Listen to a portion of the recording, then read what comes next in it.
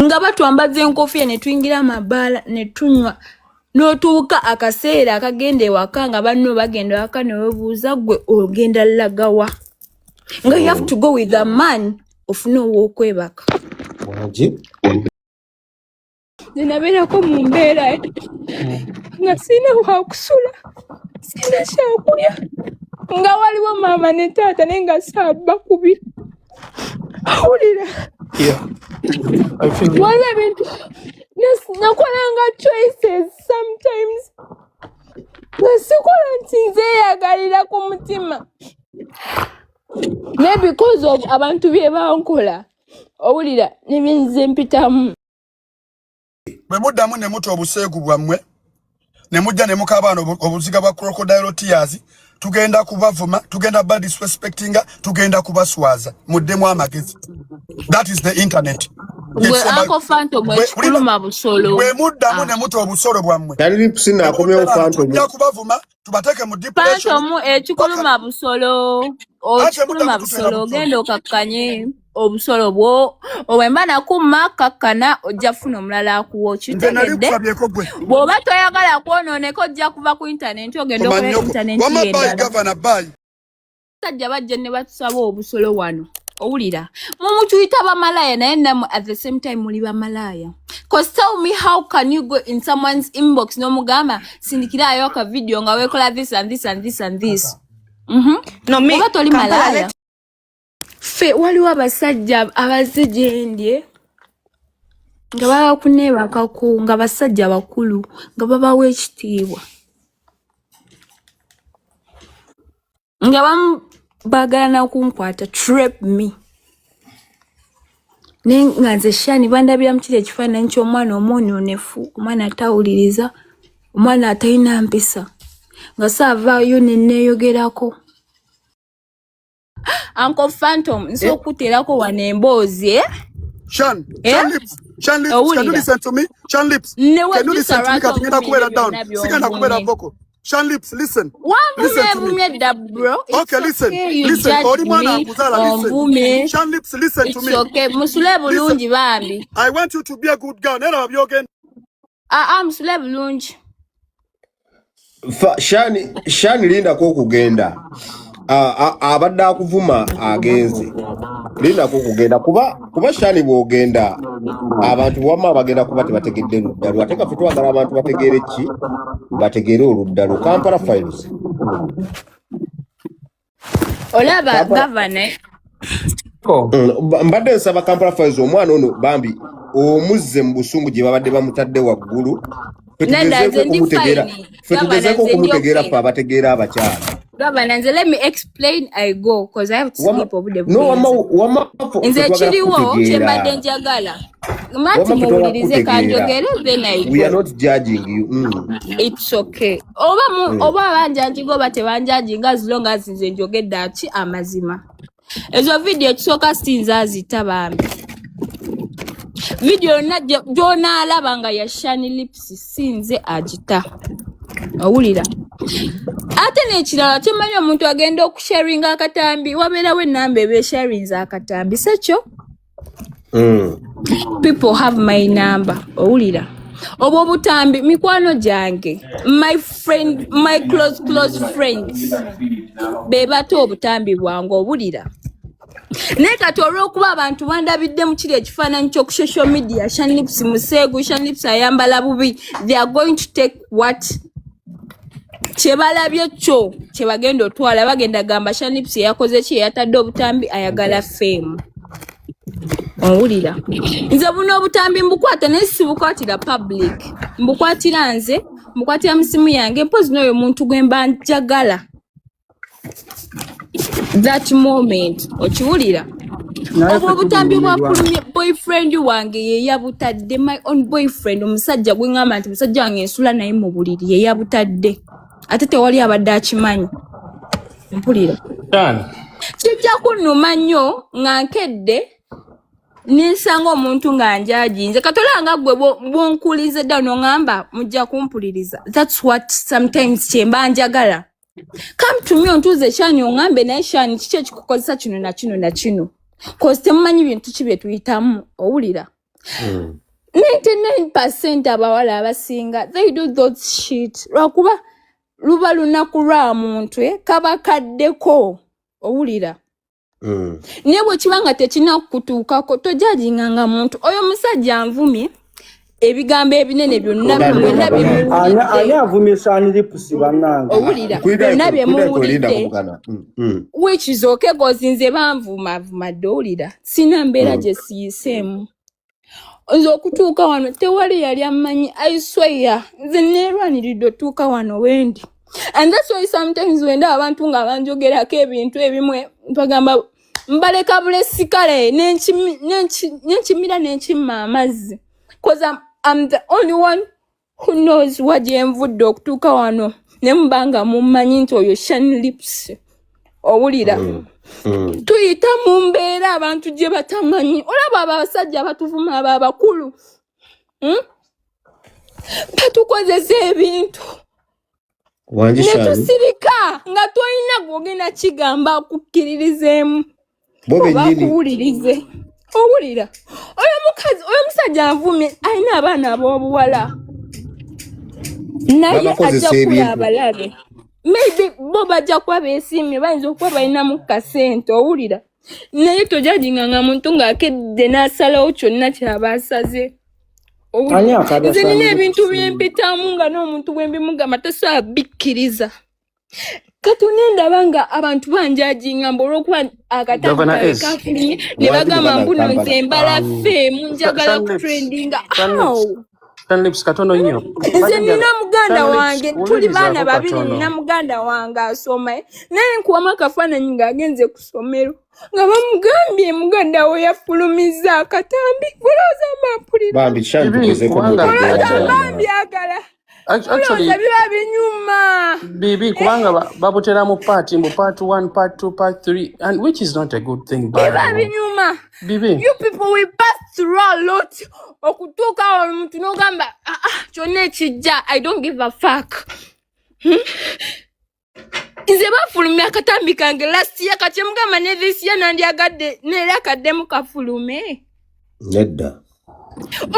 Okuvayo ne tutwogera kuba tulina ababe twabigambako nga tebasobola tuyamba. Ng'ate gwe wali olinamu essuubi n'ogamba wenna agamba ono ajja kunyamba. Okiwulira n'obeera n'ekintu ku mutima nga kikunyiga naye ng'abantu just balabula bimuwalanyirira ali ku TikTok ayambala nanyuma n'agenda n'akuba amabala naye nga tebamanyi kiki kyoyitamu you people. Nze banaye mulekerawo judginga abantu. That's what I can tell you. Ne wolaba ng'omuntu ng'akedde n'agenda n'apama kukuba omuleke tomanyi nsonga emujja eri yonna ewadde toyina gya n'apamaawo. Owulira. Okay, Katishan, katono nnyo kyemba njagala twogereko because now waliwo ebintu nga biri irreversible ng'okukaaba okukuvuma oba okukola ki tebigenda kuvaawo. Nze sikangako butambi bwange. Okay, yes, ekyo tukitegedde Shan, but mbadde njagala tufune the stepping stone okuva ku lunaku olwaleero genda mu maaso. First of all, your mental health kintu kikulu nnyo regardless osobola okuteebwa naye saawa zino saagala weesindike to go into a dark place weewaliriza okubanga ogenda kukola ekintu ekiri stupid okusinga nanti kati Phantom agenze katusooke tukomewo wano. Shani Lips, olina ekintu kyoyogeddeko ne kinkwatako olina wootuuse n'ogamba temumanyi bantu bye bayitamu kutuuka nga bakola ebintu bye bakola. Yes. What is that? What was situation gyogamba mbu this was so hard for me nga si yabutambi ki situation kyeyo gy'oyinza okugamba n'ogamba you know what nawulira ng'obulamu bunzitoyeeko. Sagala mundetera okwogera bintu bingi kuba njatuuka because they are judging you,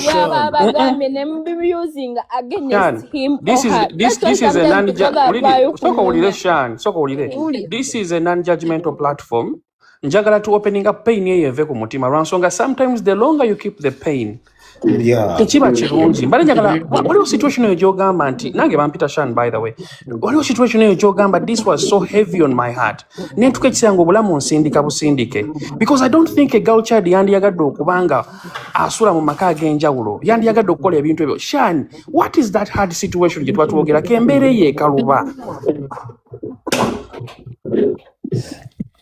sina mbeera gye ngenda okwogerako nze amanyi kye nayitamu era nze amanyi lwaki ndi kino kyendi lwaki nkola byonna byenkola kiwulira nanti Shan nzikiriza nti saagala oyogere ku mbeera eyo naye this is the problem yeah nti maybe you need to go osobola obutayogerera ku live naye therapist yenna gwe tuba tufunye oyogere naye because nze kyenzikiriza saawa zino you're very strong okyayimiridde yes olaba nze omanyi ensonga lwaki sidda mu bantu baba banteekako maanyi ku afu eno lwaki kuba bwe mba ndabalabamu bonna tewali yambeererawo mu kaseera nga nina benjagala oba nga njagala omuntu ambeererewo olaba nze okutuuka wano bro tekibadde kyangu era sometimes ntula ne ngamba Shani really is this you osogenda watu nga samwana akumanyi kozi zinabeerako mu mbeera nga sina wakusula sina kyakulya nga waliwo maama ne taata naye nga saaba kubiri awulira waliwo ebintu nakolanga choices sometimes nga sikola nti nzeeyagalira ku mutima naye because of abantu bye bankola owulira nebyenze mpitamu nga I have to keep moving owulira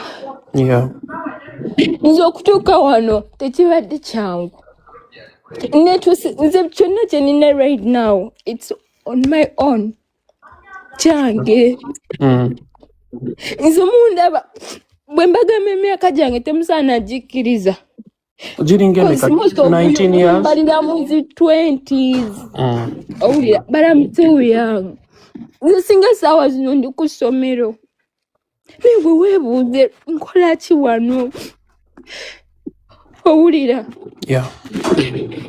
sigenda kwogera bingi naye sometimes abantu batuleetera okwekyawa ku mutima n'ogamba sifuddeyo kimuntu kyagenda kunjogerera oba ki owulira kwegamba ng'okoye obulamu okubeera mu survival mode every time you don't catch a break mu bulamu bwo nga buli kaseera tofuna break owulira nga bizibu bijjira kumukumu wakamala kino kijja walayi tuseka naye tufakinga smile tuyita mu bizibu abantu bye batamanyi nga ne bwomugamba mu Shani ejo yasuze enjala tasaakikkiriza I swear. Sorry, I understand you totally. Kituufu. Anyway, Governor Enso, omwana we bamuyita Shan Lips. Ligan. Nze omu ku bantu abakasooka okutegeera Shani n'embeera gy'ayitamu because I know most of the people they are just judging her. But ngafa babaddeko n'abaana abawala osotegeera omwana ono baby I know kubanga alina kyayitamu nga yeetaaga abantu ab'okwogera naye okubeera nga tumu understanding. Sure. Many will say that she's lying. Banji bajja kugamba nti biki naye nga amazima matuufu tuyinza okuba nga sometimes tubeera quick okujajinga abaana abo. Shani gw'okyogerako ki? Liga ni gw'okyogerako ki?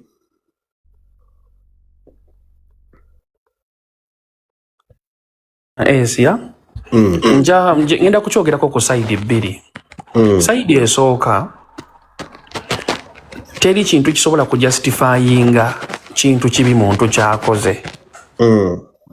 Nti tosobola kera ku macha n'ogamba nasso omuntu because nabadde nnoonya ekyokulya. Kati kye bagamba nti no biseera ebisinga ekintu ky'osooka nakyo is taking accountability olw'ekintu ekyo ky'oba okoze. Taking accountability nokkiriza oba n'ogenda mu acceptance nti kati nzikiriza ensobi eno yaliwo ne kino nkyaliwo but how do I move on from this? Kati obuzibu bwenfunye Nation Lips buli bumu. Is trying to give us all reasons as to why ebizibu bino byatuukawo. Uncle Governor. Tana taking accountability. Pato mukasoke malirize sebo bagenda kuwa obudde. Kati tana taking accountability. Naye nga ayina osooka nakkiriza nti kino kyaliwo. Era nzikiriza nti obutambi bwange naye njagala okukyusa cause ekyo kyosooka nakyo.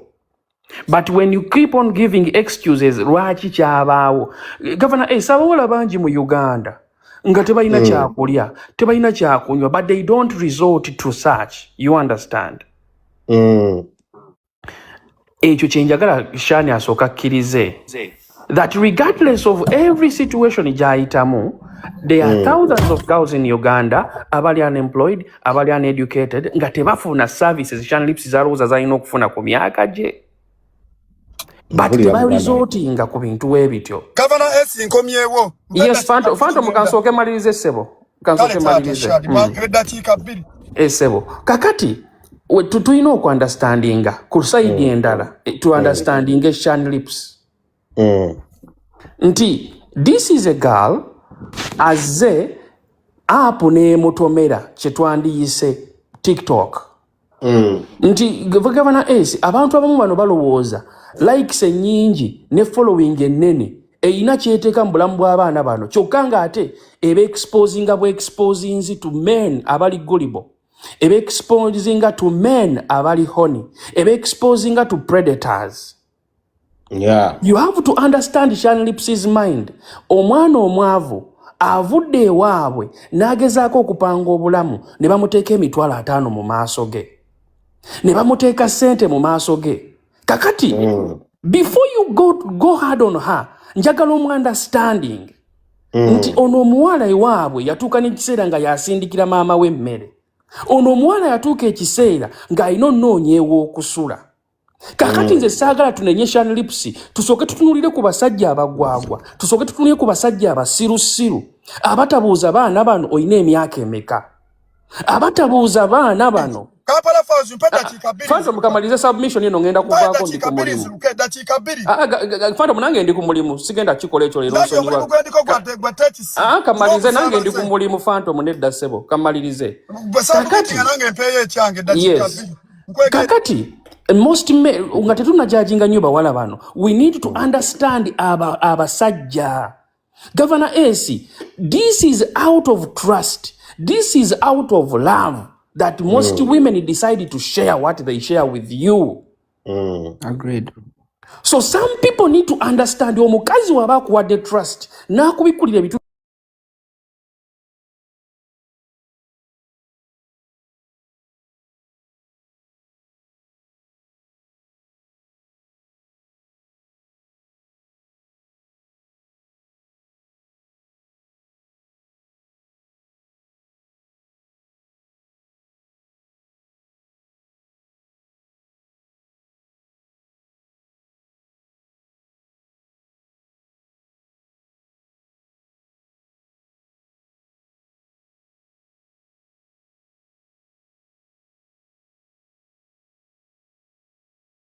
we are all sinners judging another sinner because she's sinning in a different way. Omuntu atufulumiza obutambi afaanana na sse, afaanana na bbye, afaanana n'akoze ekintu ekyobusiru. Just because ekibi kye kyakoze kyo kizze mu public, it does not make you a sense to come here and become a Jesus and become a Nabi Muhammad. You are also a sinner, but you are sinning. Fanto mogenda kwogera linda kwamalirize muganda wange. Tonnafuna just mukisa bantu kulaba nti gwe nawe kwogera mukama wanze nakuyise. Okyategedde? Just because gwe tonnafuna mukisa bantu kulaba nti nawe oyina ebibi by'okola tekitegeeza mbu gwe toli mwonoonyi. Shani Lips kye yeetaaga ssaawa zino is to get omukono gwe bamugambe Shani, you can still make it in life, you can still be a strong woman, because let me tell you something. Than crucifying her because she can even end up tulabye Kim Kardashian, tulabye Cindy, tulabye Beyonce.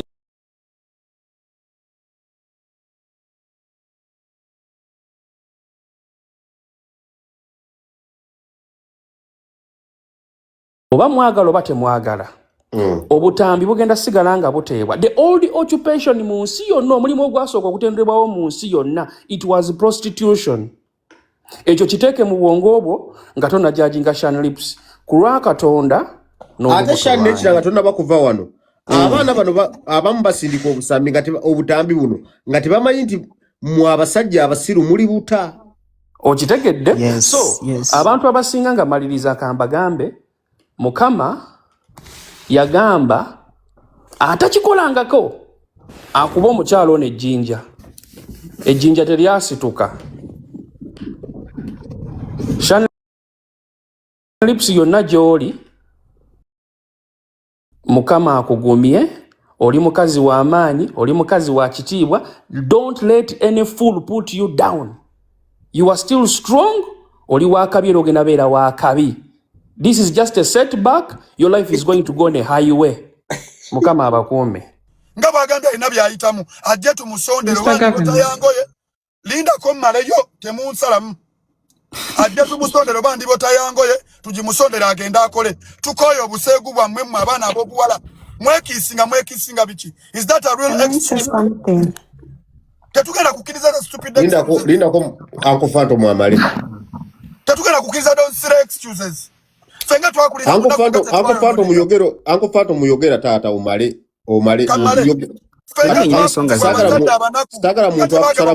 sagala muntu akusala mu budde bokuba ne wanya Uncle Phantom kwe akaba because of me. Kisitu, I'm coming for you. Obo busiru mwetemugenda kubwolesa.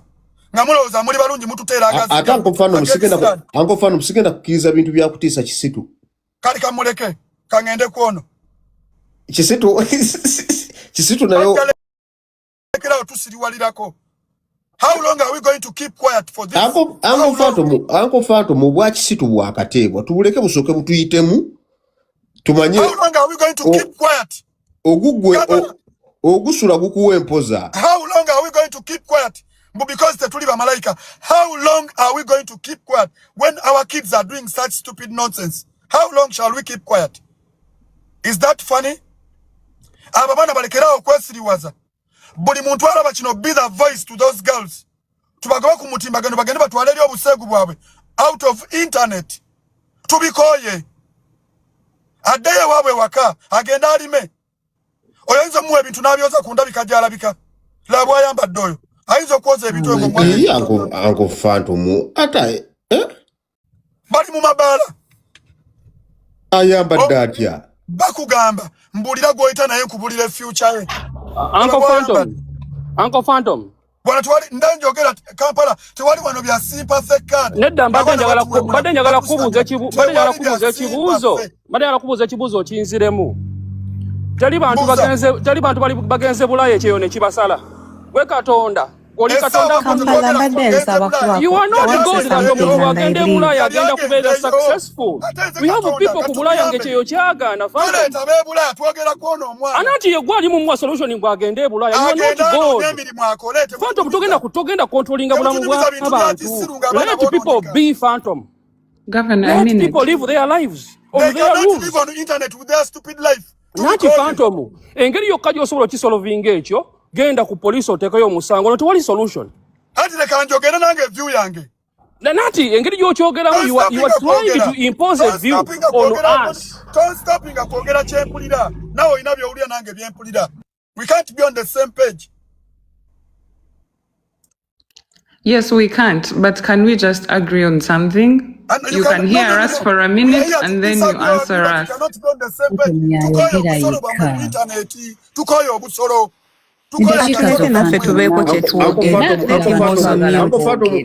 Kubanga n'ekirala Phantom abantu abatayagala busolo mu masimu gaabwe tebannabufuna kubanga bo tebabudownloadinze gwe kaba kali mu simu yo wakasabye.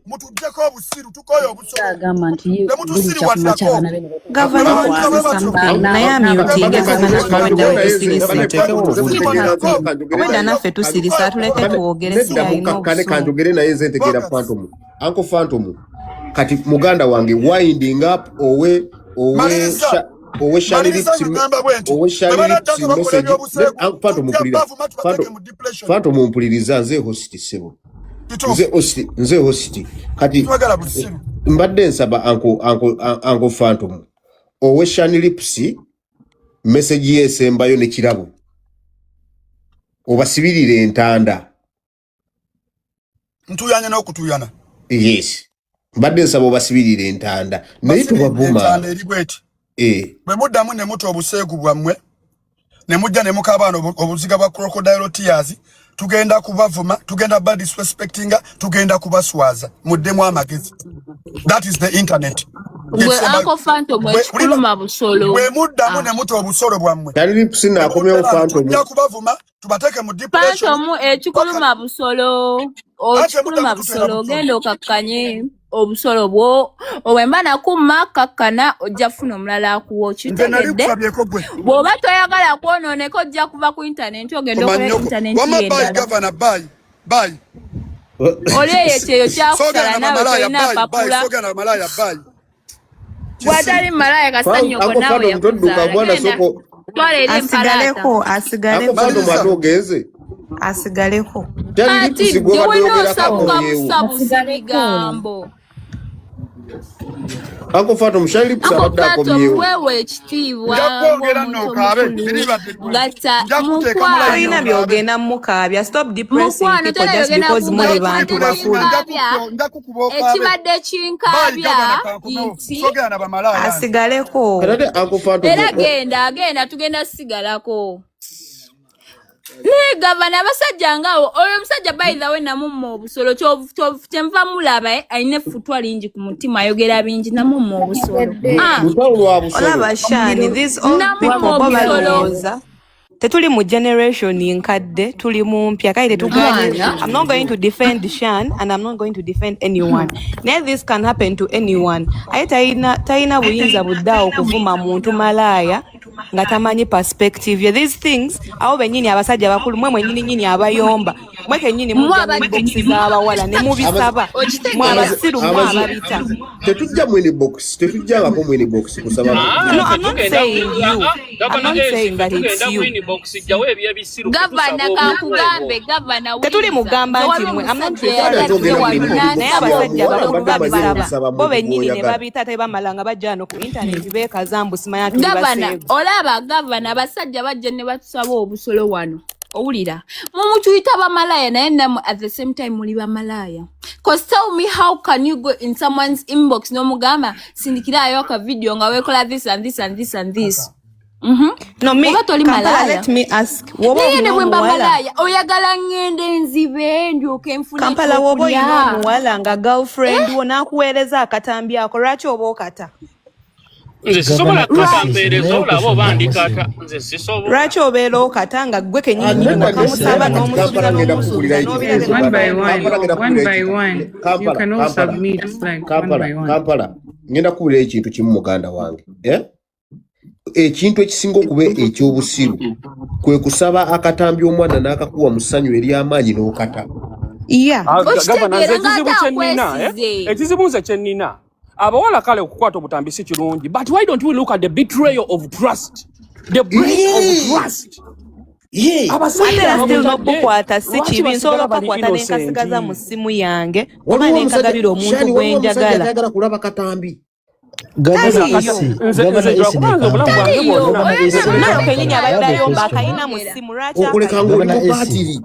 esinga katono nnyo mbadde njagala tugende wetuti mbadde njagala gamba omwana oyo Shani Lipsi. Shani Lipsi is beautiful. Detective sebo ebintu bya muyumbera nabyo nti kanjogere nveeko bana ebintu bibi nnyo ebyo detective nno nze kale nze kanjogere mwenda nveeko kibadde njagala bagamba you people stop judging people ebintu bya kanjogere detective nveeko si stop judging people mulekerawo kujudginga abantu owulira bw'owa muntu alaba nga kyekyo kigenda omuyisaawo kyagenda okukola muleke akikole kati Shani waliwo kikola kuyitawo nze atali mwana wa kitawo nze atali mwana wa nnyoko nze atava mu famire yammwe lwaki oba olumirirwa future yange lumirirwa y'abaana bo nga bagambye olina abaana ab'obuwala owulira eno internet si y'abaana bato omwana omuto aba akola ki ku internet n'agenda n'asaakinga n'osaakinga Shani Lipsi okitegeera abaana abato tebaba n'abasimu. You are proud of what happened. I'm not She's not proud naye what happened. Ngezezzaako temuntegeera ate sigenda sigenda kweteka muguwa nfe mbuno olw'okuba abantu tebantegedde. No, I'm going to explain. Abategedde bategedde, abatakitegedde well and good, mbalekereyo. Okitegeera? Nze ne mbagamba sinze yatadde obutambi. My boyfriend did so and my friends.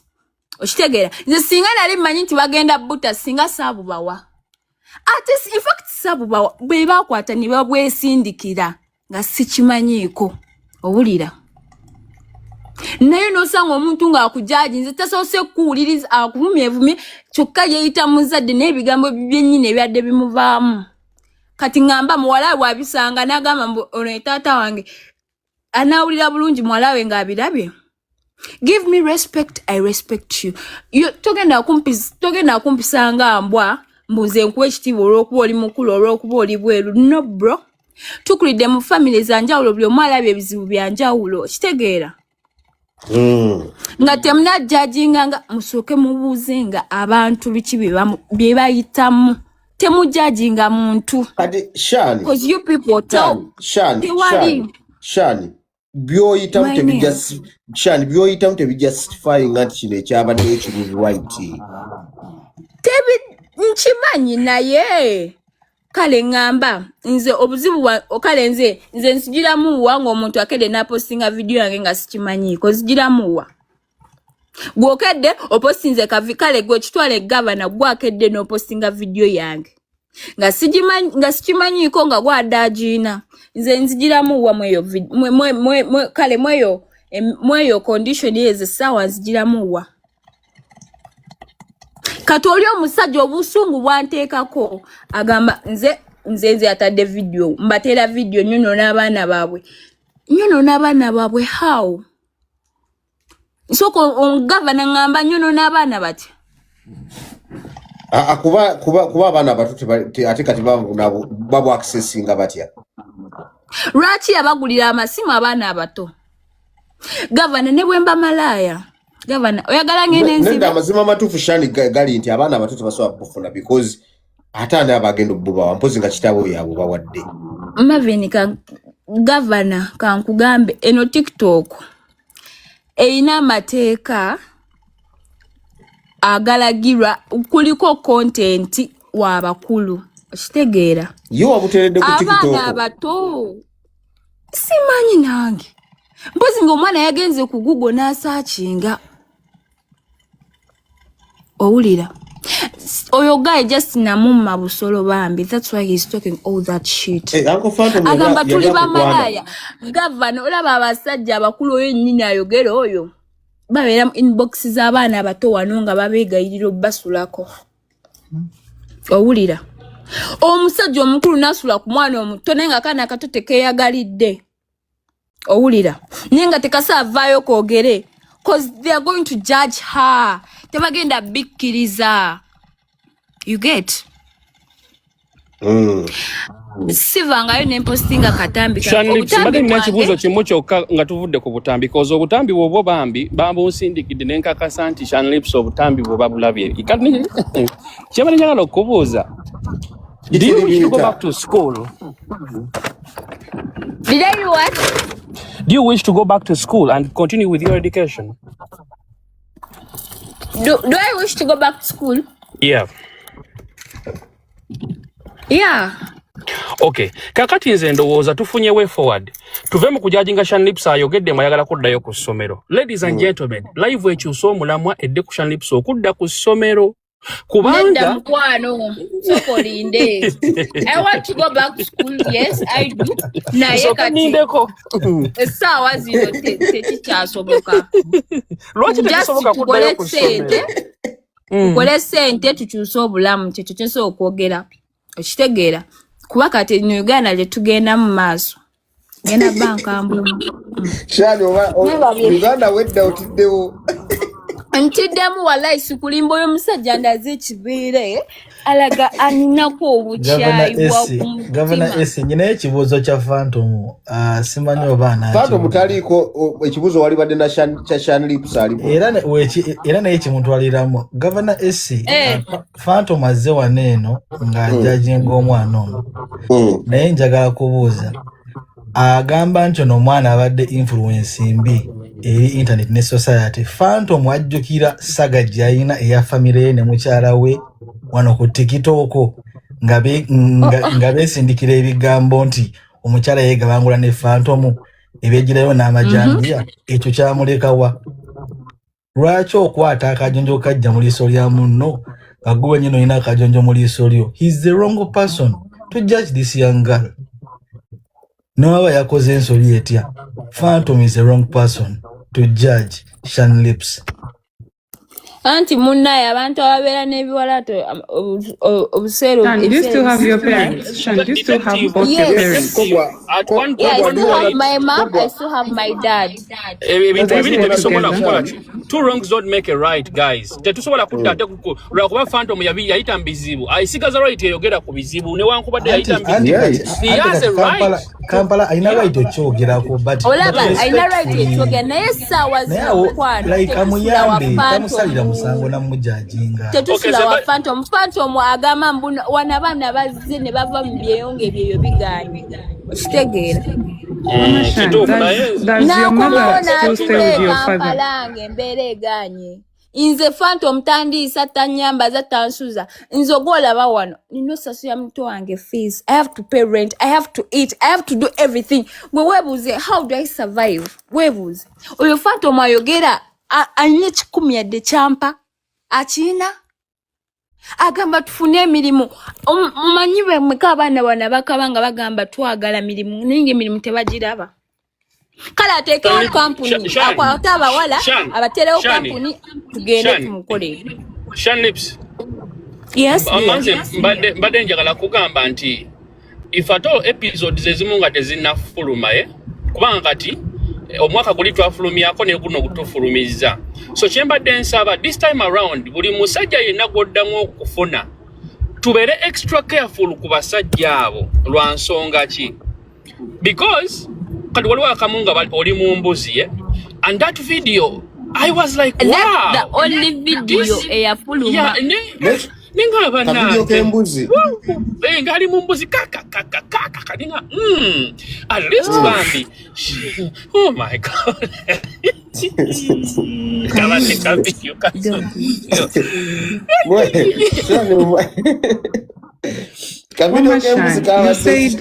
Wamashan, you said that you still have a mom and dad, right?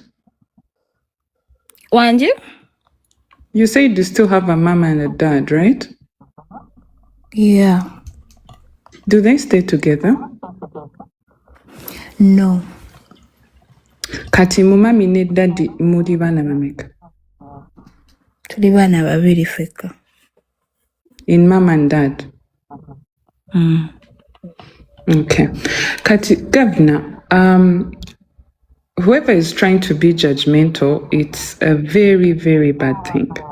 This thing is going back to where we've grown up and where we're coming from.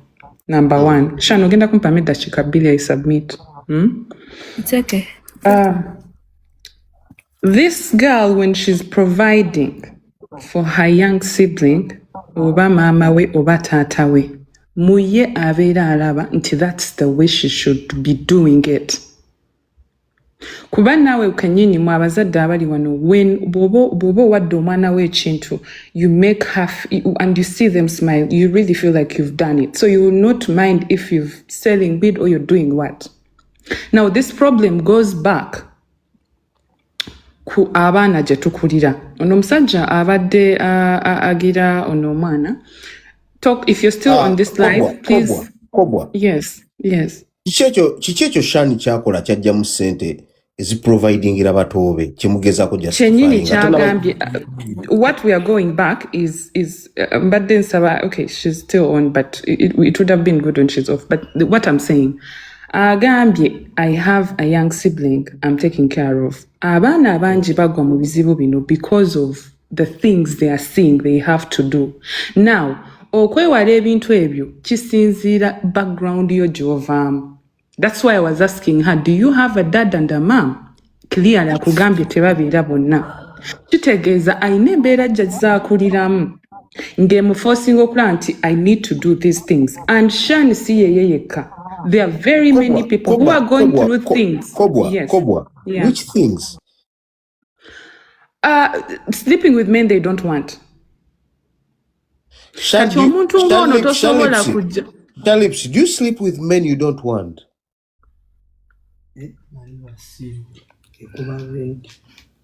Shalips, webakana abasajja bo wotalitaze kwebakana bo kubeera ngo providingira baganda bo.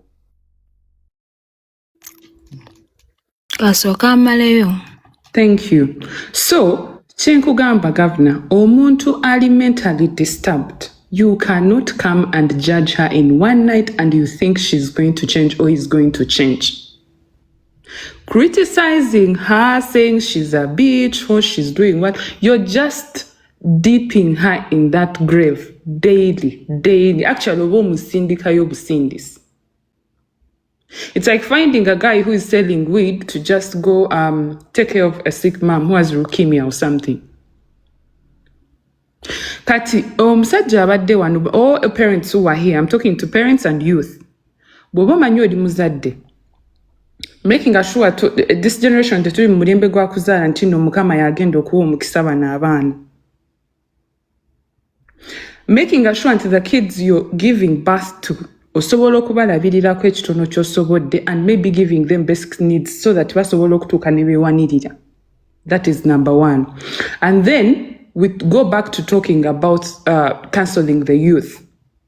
Because the youth are doing these things, chintu chiba chivudde mabega. As she said, if you're not paying her rent, if you're not giving her food, there is nothing you're going to tell her and she's going to listen. Why? I need to provide, I need to do better. Therefore, she's going to do anything. Naye waliwo omuntu abakuzibwa iri mu ngeri egamba mbuno. With the dignity I'm born with my parents, there is something I cannot do. I rather go on the street, sell maize, or do this, or do this. And these are the people who are still staying mu mutwe gwabwe.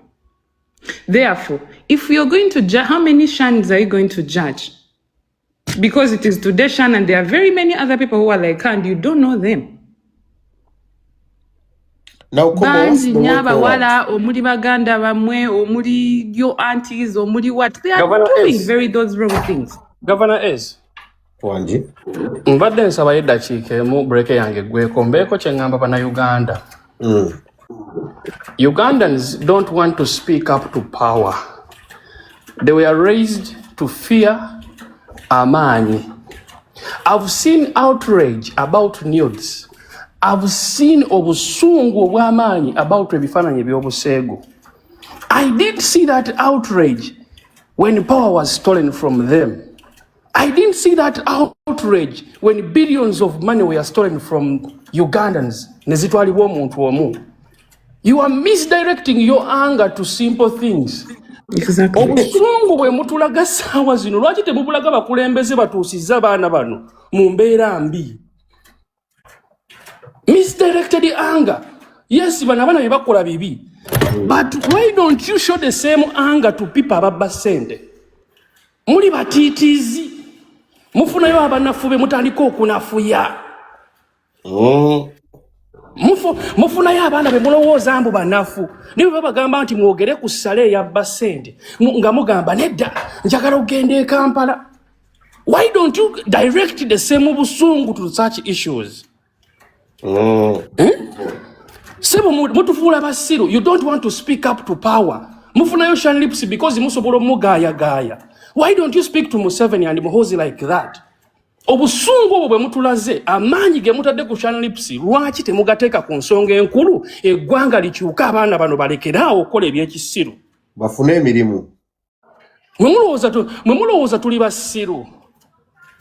These kids need help when the country changes as a whole. Naye mmwe obusungu buno obw'amaanyi lwaki temubuteeka ku nsonga ziri? Ensonga ez'amakulu obusungu buba buli luddawa. Guys, tetuli basiru. You don't want to speak up to power. Mwagala okutulaga nti nno zino ensonga enkulu nnyo. Kisitu ngenda kufiirako, gundi ngenda kufiirako nga tewasuubiza Muhozi mufiirako. ngati wasuubiza Museveni mufiirako ng'ate okimanyi Museveni is a bigger problem than Shani Lips.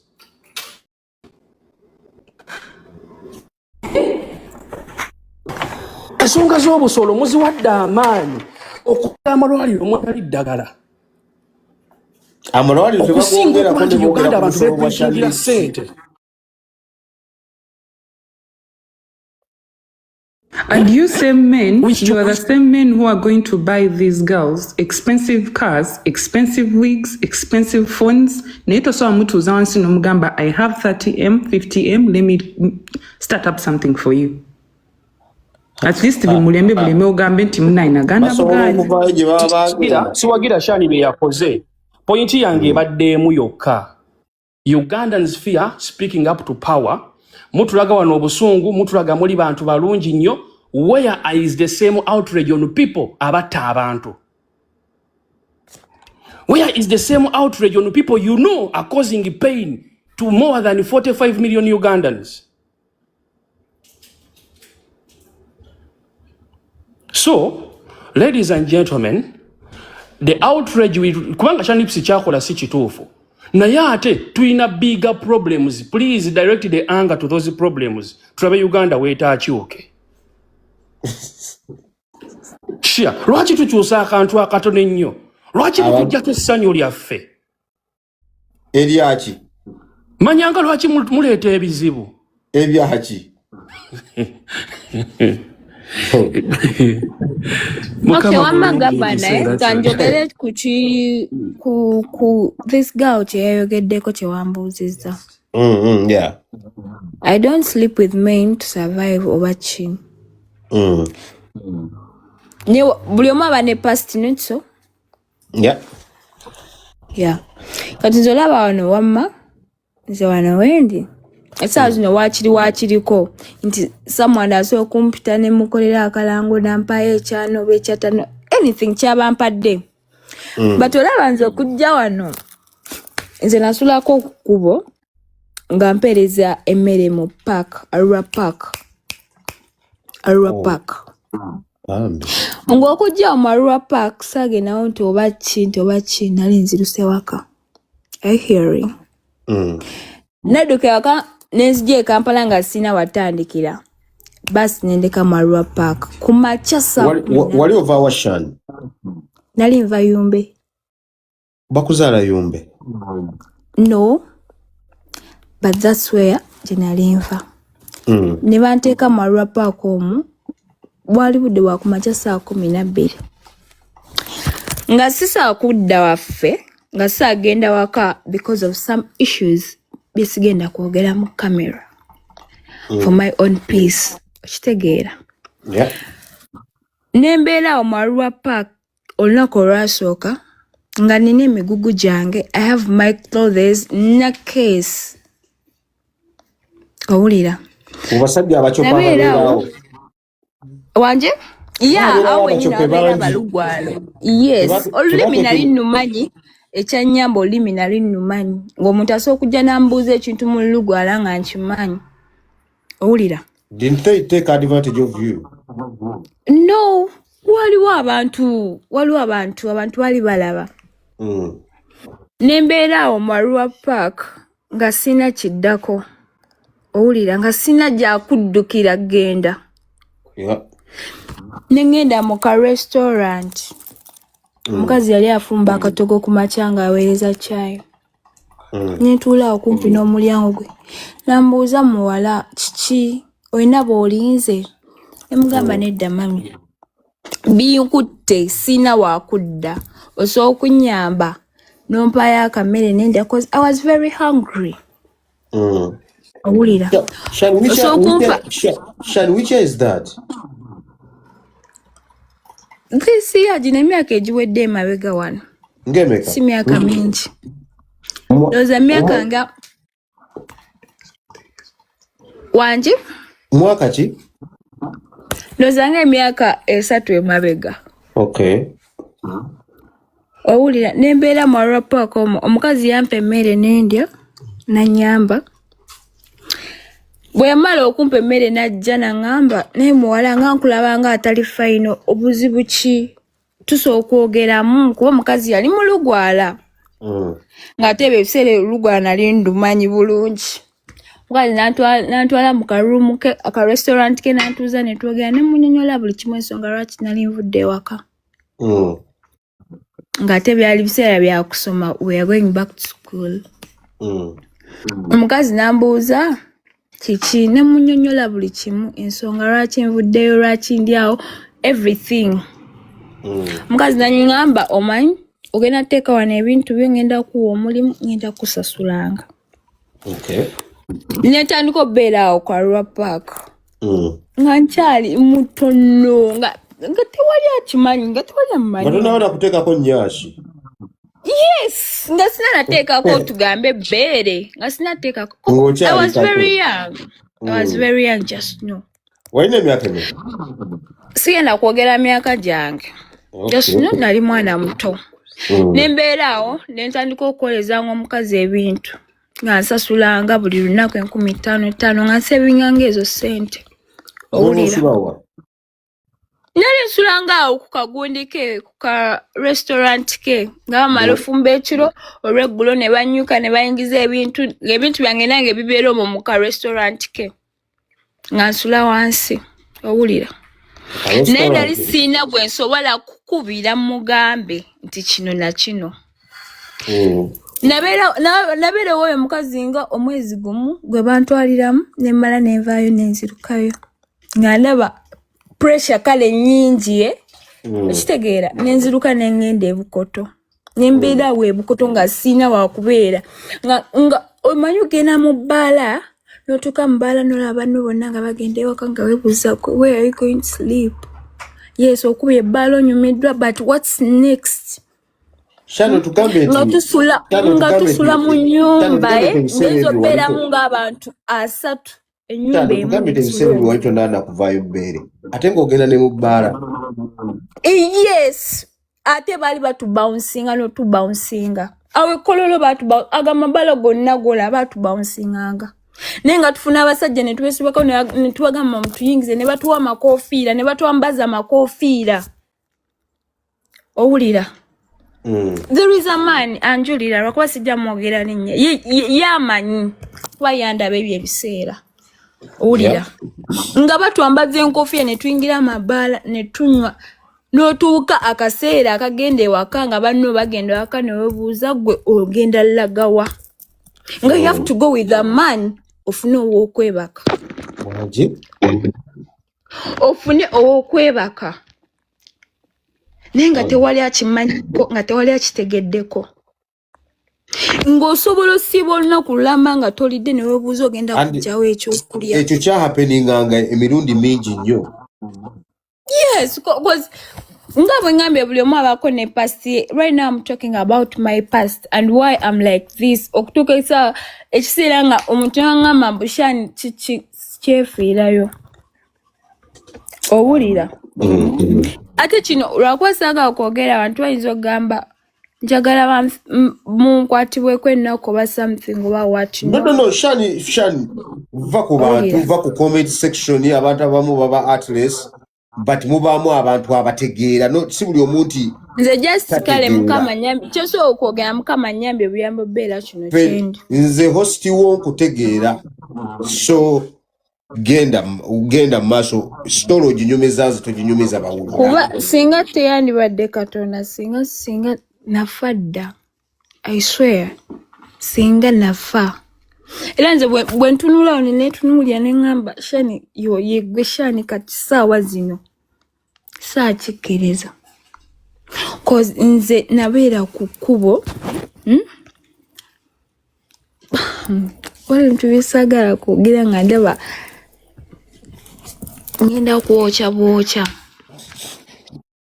Ne just know I've passed through things abantu byesa bagamba ne babikkiriza ke mazima. Nga ne mama ange takimanyiiko ne tata ange takimanyiiko nga nze akimanyi ku mutima. Kati Shani ojja ku TikTok abantu okukumanya. Kati ng'ovudde muri embeera. Kikyo kiŋŋamba nali awo byange nga ndi byange.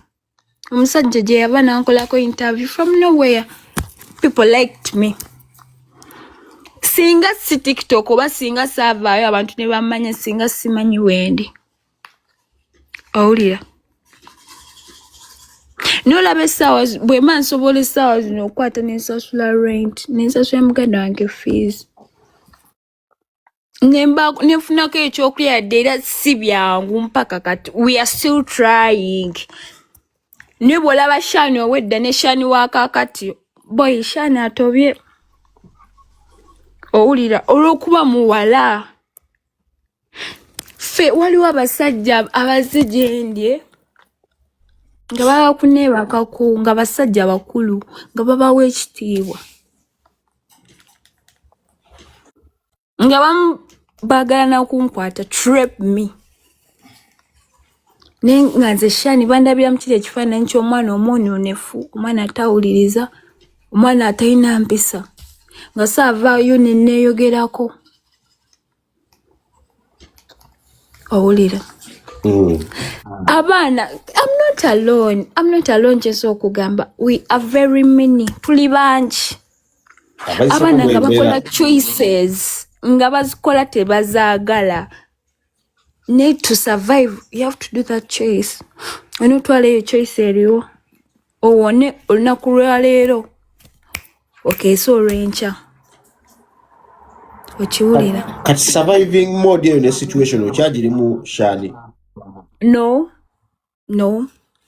that's why nkugamba omuntu wajja nangamba mbu Shani kino na kino nga tomanyi the real me nkuleka bulesi nengamba kati nkugamba eki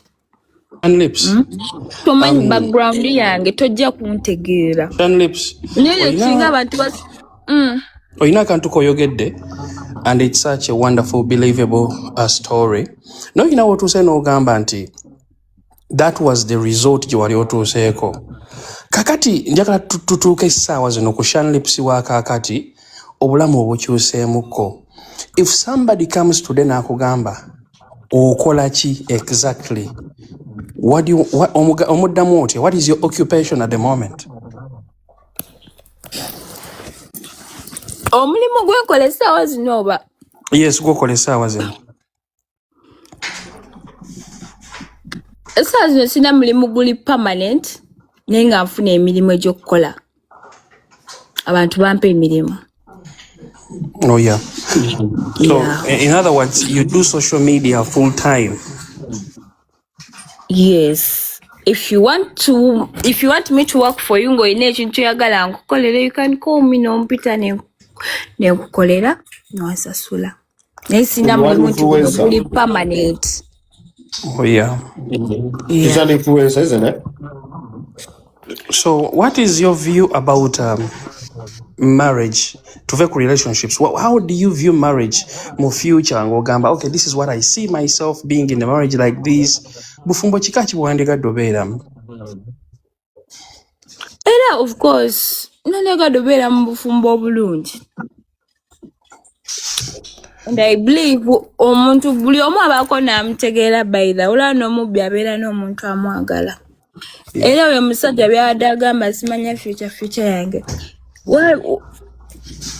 anaabaawo that time nanjagala oba aliwo yajja okuntwala kitegeera buli omu abeerako ne past togenda kuŋŋamba mbu past yange ogenda gireeta mu ebyo ebiseera bya future bye nnaabaamu okitegeera yeah so Shan, me one question I have for you mukwano kiki ky'oyinza okugamba omwana omuwala ayinza okuba nga ayita mu bintu bye wali oyiseemu right now that is one and then two in case ozadde omwana oba abaana kiki ky'oyinza obbagamba kuba abaana bo batusobola bakweka osobola obbagamba munasinso ogamba abo abaana tebanyooma mirimu omulimu gwonna ogubaguza nga gukuwa 10 ng'osobola ofuna ky'olya n'ekyonywa tonyoomanga mulimu ekitegeera kuba ku ground biralamu oyinza olaba omwana ku TikTok ng'anyirira ogamba muno omwana yamala ali mu bulamu bwe naye nga ku ground mukwano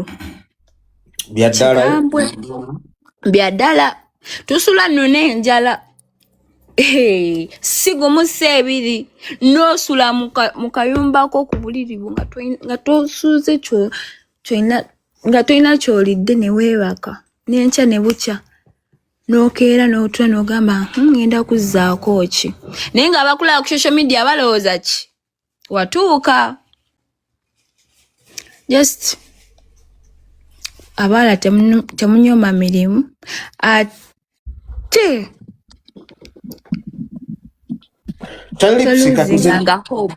Shani n'ekibuuzo kye njala okukubuuza omusajja bw'ava eri nga akwagadde nga naawe mwesiime n'akugamba nti Shani njagala kukuwasa osobola okugenda mu bufumbo oba oyagala kusigala mu bulamu bwa kubeera nga onyumirwa obulamu bw'ensi bwe mba siri ready sijja kugamba nti njagala genda mu bufumbo kuba obufumbo si bwangu ssebo kyenja okugamba obufumbo si bwangu so for now toli ready you are comfortable in that life oli ne bw'oba omusiimye ng'ayagala kukuwasa tosobola kugenda mu bufumbo bwe mba musiimye nze nsobola okgenda n'enfumbirwa okitegeera Shan, what are your dreams? Biroto chibe wafiirwa nga olabira ddala these were my dreams naye nabifiirwa because of embeera gye nayitamu and all that. But if it wasn't that, nga maybe I was well off nandiyagadde okubeera this and that. Wanji? Okigwe nga Shani byogamba nti kati nafiirwa these dreams of mine. If singa saayita mu bino ebintu, I would have wanted to be this type of a girl. Nze just ekinnuma essaawa zino nti okusoma singa kale you know ninaawo ebipapula ebimu naye saasoma naye ng'ate nali nsobola singa tata wange yabaako kye yakola naye tewali kye yakola ng'ate yali amanyi obuzibu lwaki nali sisoma yeah. Shan, what do you, last question for me to you. Chichi chowuliranga ambition zizo kati ogamba nti kati of course obutasoma tekitegeeza nti you should give up kati what ambitions do you have noga wadde saasoma but I'm going to work hard to be this type of a woman or a mother or a wife or kids or whatever type of a businesswoman chichowulira kyogamba nti at least this is my ambition right now regardless kubyempisemu kubanga bwolaba destinies do change yes like ngabo gamba nawe tokkiriza one woli kitegeeza after 5 years you could still be on a better platform than the one you're on right now. Yeah, of course. Yeah, so what ambitions you as Shani zogamba regardless kubyempisemu byonna for me to be a conqueror if I achieve this nja kuwuliranga yes and just kyensinga okwagala oba reason lwaki nkola byonna byenkola oba lwaki nkolera abantu I just want to get a good salary fune sente ezimmala nga zimmala cause omutuze waba mpisa okumukolera ekintu nkimukola na mutima gumu okitegeera kati mba njagala good salary that good salary nze amanyi biki bengendo okubi nze abamanyi kyengendo okukozesa ezo sente okitegeera I want a good salary. Mwana muto bambi. Mwana, by the way you guys who are judging this girl in the comment section, si mukuru ngamwe nakyo mukimanyi nti mwana muto. Umanyina abantu abakuba mujajinganga abalowooza nti mukulu nnyo. Ekitegeera. Ekyo nakyo mukiteeka mu mind nti mwana muto. Very young. Era singa nze ndi ku ssomero kati nga ndi mu kusoma. Naye just waliwo ebintu ebituukawo mwana n'ogamba katugendera awo n'obulamu olwa bukututte. Shan, oyina ebintu by'oyiseemu Shan, oyina ebintu by'oyiseemu you don't have to mention them here but oyina ebintu by'oyiseemu ng'ogamba kino kyo siriddamu kukikola these are my boundaries. Maybe ndiba mwavu, but I don't think I'll do these things again. Yeah, waliwo ebimu, then waliwo n'ebimu byessa kukkiriza kuddamu kumpisaamu abantu. Essaawa zino. Oba kunkola abantu. Ani osobola okukola akantu? Kantu ki? Akakasuku otandika okukola YouTube. Iyo. Kati tutandika okukola akantu Shani kubanga olaba akantu ako kalungi nze ndaba akantu mulimu mulungi. Akantu nga kakola atya Shani? Ono Shani Lips ayina following atandikewo YouTube channel ate nga YouTube channel ye si yakubuuza abantu bibuuzo. YouTube channel ya Shani Lips ayina kubanga agenda mu bbala n'atulaga kateero n'atulaga wa because that's her life by the way. Let her take advantage of the life she's living at the moment. Teba mukube strike za music ezibera mu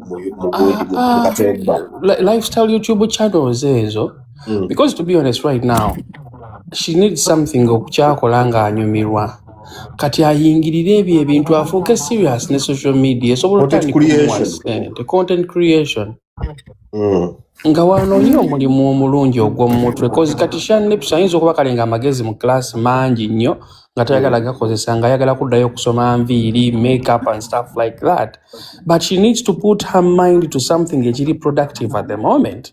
Because kankubuulire regardless of everything tosobola kubanga ogenda navigating obulamu bw'ensi nga toyina kintu ky'ogamba this is where my hand wano omukono gwange wegukutte. You have to be a professional in something.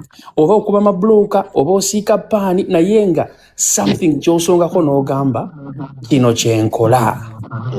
So at the moment Shan tutunuulire ng'ozimba career oba career ogizimbye mu nviiri oba mu makeup ddayo osome ekintu okiteeke mu mutwe gwo because nzaba ssaawa zino ky'osobola okukola ssaawa zino is to go back in vocational studies oteeke ekintu ekyo mu mutwe. People can support you in a business naye abantu togenda kujja oba convincing nti nze kyensanga kyenkola. Kale olaba nina skills by the way. Skills kizoyina. Nebintu nsobola okusiba enviiri ekisooka. I can cook. Ekitege. Tetugamba bino ebyokufumbamu akatogo ewaka. Nedda emmere chef ntogamba chef gamba omufumbi w'emmere ku okay omufumbi w'emmere ku mikolo. Shani osokufumba nga chef Godwin.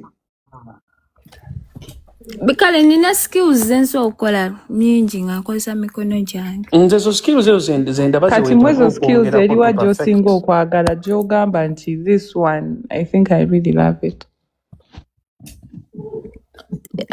Babituyigiriza we nali mu kkomera I think. Lindako wali mu kkomera kyate Shani. Mwefulenga abatakiwulidde by the way. Bali balina gundi ze bali batuwanga okukola batuwanga dormants bintu bingi bye batuwanga okukola naye nga bya mikono ng'okozesa mikono kati ebintu twabiyiganga nga bw'oba okomye bw'oba ovaayo eyo ng'ojja nabyo kati nze nabiyiga era bwe mbaza ofuna kapita nsobola otandika omukola. Waliwo agambe Gitomoshi ogambe Shani Lips and brains tebakwatagana. No, she's just real by the way Gitomoshi. I think mwe mwagala omuntu ajja na faking. Omanyi mwana ku faking akunji. She's just real. Mwana muto just real akubulira just tali. Otherwise Shani Lips bambi perfecting ekintu kyalina ekyokusiba enviiri ayongeremu kubanga Shani Lips audience y'abanne bokka singa abasobola osiba emitwe 3 buli kanaku ku mitwalo 8 Nedda by I'm going to start up my own business. I shall support you by the way. Nina bands ntunda films bali mkundetera films. I think by next week wajja babatuuse. I'm going to get make a small kayumba. Tekemu film wange mpola. Film ezo oziraba kankweyo ku magezi. Film zeetaaga omuntu nga ye kennyini ye. Alinga perfume zezo. The sifanana perfume. To sifanana. Kakati perfume is a business that needs a pure branding, yeah? Nti. Shobola basoma coach manyo omuntu nga tanaba kola business asoka ginonyerezaako n'alaba biki. Nanti wandinzikiriza n'enkubuulira perfume tezeetaaga just kuzisomako. Zeetaaga okuzifaanana, zeetaaga okuziwunya, zeetaaga kati wana abantu saagala bantu bakusudiye busudiya. You have to be realistic about your options. Nekampula tulabye abantu abatunda perfume bafaanana nabo. Naye kale naawe gwatolina bamanya nti yono yooli.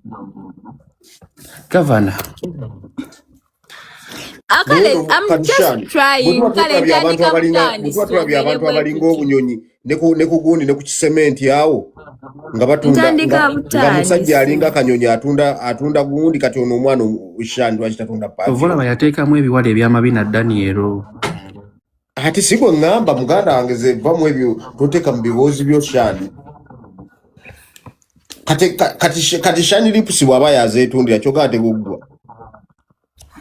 Nenda kale by the way perfume just kale ntaddewo nti ebeerewe nga bwenkola buno bulimu bwange bwebbalibbali wama Shani osobola ekyokukola wama business yona gy'oyagala okutandika mu mutima gwo gitandike. Ne sente za perfume ez'okutandika fume zinabadde nina ye kapito yange. So long as you are confident about it, start your business, we shall support you. Okay? Thank you. Tujja ku supporting us bona abotandise business yo sister wange perfume ze yekuba tujja zigulanga wuwo. Ate this serious. Start gwe start I'm serious. Gwe start ogitukube ku TikTok olabo batetukuwagire. Kale bambi temu disappointing. We shall support you of course. Kom naye bufumbo bango byeyo kati buli kimu zakko. Obufumbo go watusa to musajja Shani omusajja yasadde obutambi ate yagobye. Nze yegobye. Toyotaka kubera nagusa guvuka gutategeera obutambi. Musajja yankoze bubinywera munyambe mungulire okoti wangu bamunyumba muganda wange inosoma. Munyambe bambi mugule ku muwala wamwe. Na musajja ndiwonze kandi bwomu. Ne Shani lwaki tokera ku macho musajja ono omuntu teera ku internet tumumanye yakuswaziza bwati. Ngenda mubalaga enkya tugenda ku police. Mututeereyo. Yeah. Tugenda ku police. Nenga oyo musajja oli mukwano gwo ye Phantom. Phantom. Ogamba Phantom. Oyo Phantom musabira bambi abone, let him heal kyonna ekimuli ku mutima. Ate amanye nti guno mulembesi gwe mulembe jedda je. Shani oli otya? Shani, how are you? Genda musule bulungi. Shani atodduse. Nedda gwe twalera ekiwala atachona.